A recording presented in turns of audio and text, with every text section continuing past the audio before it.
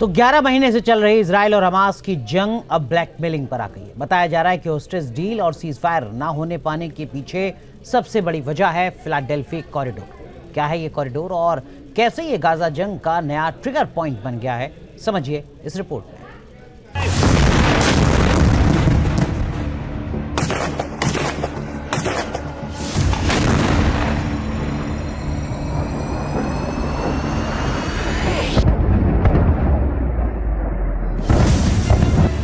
Israel और Hamas में भीषण संग्राम। फिलाडेल्फी कॉरिडोर पर अड़ा गाजा का कसाई।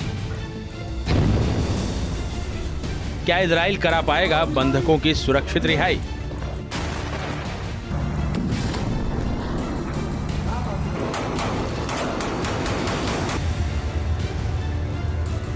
गाजा में इजराइल लगातार बमबारी और हमले कर रहा है। हमास के ठिकानों और उसकी सुरंगों को तबाह करने में जुटा है। वहीं हमास भी छिपकर इजराइल की सेना को निशाना बना रहा है, रॉकेट हमले कर रहा है।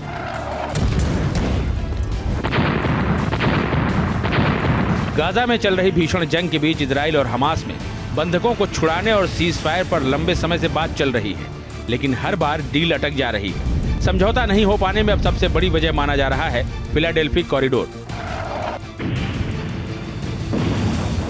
इजराइल जहां इस फिलाडेल्फी कॉरिडोर पर अपना कब्जा छोड़ने को राजी नहीं है, वहीं हमास बंधकों के जरिए ब्लैकमेल करके यहां से इजराइल को हटाना चाहता है।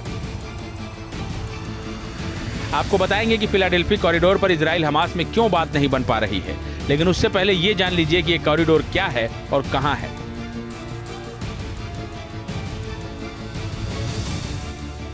फिलाडेल्फी कॉरिडोर राफा क्रॉसिंग समेत मिस्र के साथ गाजा की सीमा पर करीब 14 किलोमीटर लंबा और 100 मीटर चौड़ी भूमि का हिस्सा है।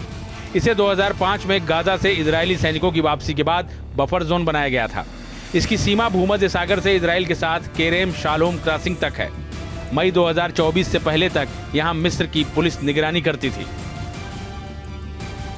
दक्षिणी गाजा में इजराइल का ऑपरेशन शुरू होने के बाद इजराइल ने सबसे पहले राफा क्रॉसिंग से लेकर इसी फिलाडेल्फी कॉरिडोर पर कब्जा कर लिया। यहां आईडीएफ के सैनिक तैनात हो गए। गाजा और मिस्र के बीच इजराइल की सेना की मौजूदगी से हमास बिलबिला उठा। होस्टेज डील में उसने यहां से इजरायली सेना को हटाने की मांग रखी है। जानकारी के मुताबिक मई में जो समझौते का प्रस्ताव तैयार किया गया था, उसके 2 चरण थे।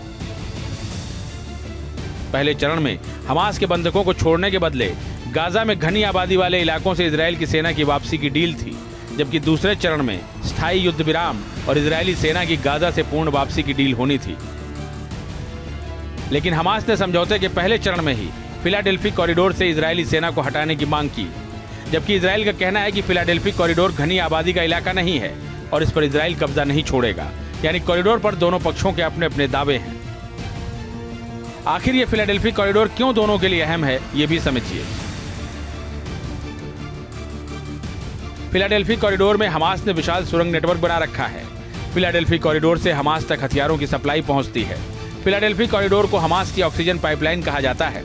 इसीलिए नेतन्याहू को डर है कि अगर इजराइल फिलाडेल्फी कॉरिडोर को खाली करता है तो ये कॉरिडोर हमास के लिए फिर से संगठित होने में मददगार साबित हो सकता है, जिससे इजराइल की सुरक्षा को खतरा बढ़ेगा।